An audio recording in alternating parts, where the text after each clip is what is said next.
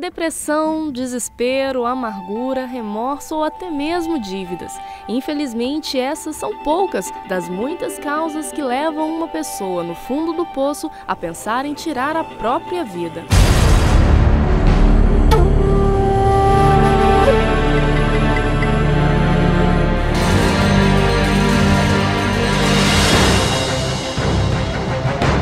É o caso do pai de Fabrício, que depois de se afundar em dívidas, se matou quando o filho era apenas uma criança.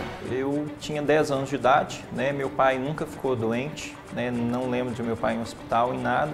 E nessa noite eu passei de bicicleta, morava na cidade do interior e uma prima, alguém comentou que estava no hospital. Mas fui para casa, não me preocupei muito porque meu pai nunca tinha ido para o hospital.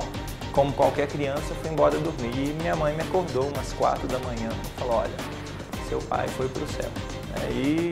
E aí eu já percebi uma movimentação na sala, que era em frente ao meu quarto, para velório, já chegando com velório, com caixão, essas coisas. Né?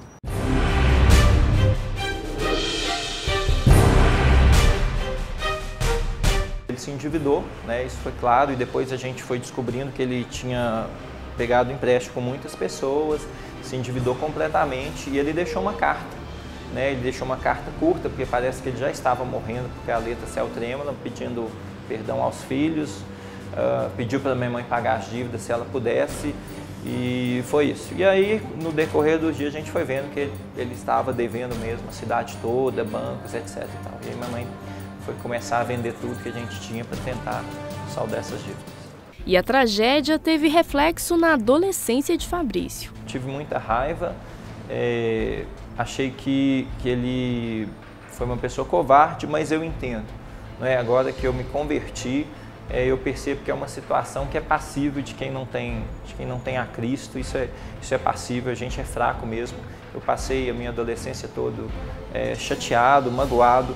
Acho que, em função dessa morte, eu comecei a ter atrito com a minha mãe, com os meus irmãos. Na adolescência, eu fui morar sozinho, brigado, e fiquei 10 a 15 anos brigado com a minha família, sem conversar.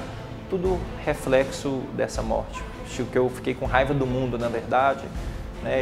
A gente tinha uma condição financeira razoável, era uma classe média, e aí tivemos que apertar tudo, né? E nos privar de muita coisa. Então eu cresci como profissional assim, muito materialista, com raiva de todo mundo e de todos, em função dessa injustiça que eu achei que foi cometida contra mim.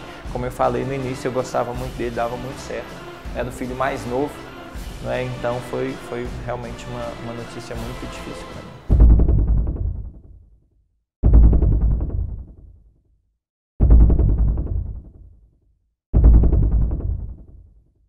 Hoje eu entendo, na verdade, antes de eu me converter, eu entendi porque eu passei por essa mesma situação. Eu, aos 25 anos, eu tive problema com relacionamento, muito atrito no trabalho, em função dessa raiva minha.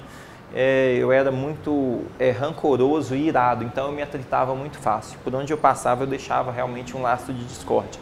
Chegou algum ponto que profissionalmente não estava dando certo, eu já era brigado com a minha família, estava brigando com o relacionamento, e aí eu pensei também como meu pai. Eu falei, olha, agora eu entendo, porque a vontade, o vazio meu era tão grande que eu também tive vontade de suicidar. Parece contraditório, mas o ato que ele cometeu, que para mim era absurdo, quando eu tinha meus 26 anos, eu cheguei a pensar e a ensaiar esse ato várias vezes. O perdão foi um divisor de águas na vida do advogado. Como eu tinha uma mágoa muito grande, depois de um tempo eu consegui perdoar. Eu me converti aos 26 anos, então eu fiquei 16 anos, por mais que eu fingisse que eu era feliz, eu não era. Né? Eu carreguei essa marca mesmo na minha vida, não consegui perdoar.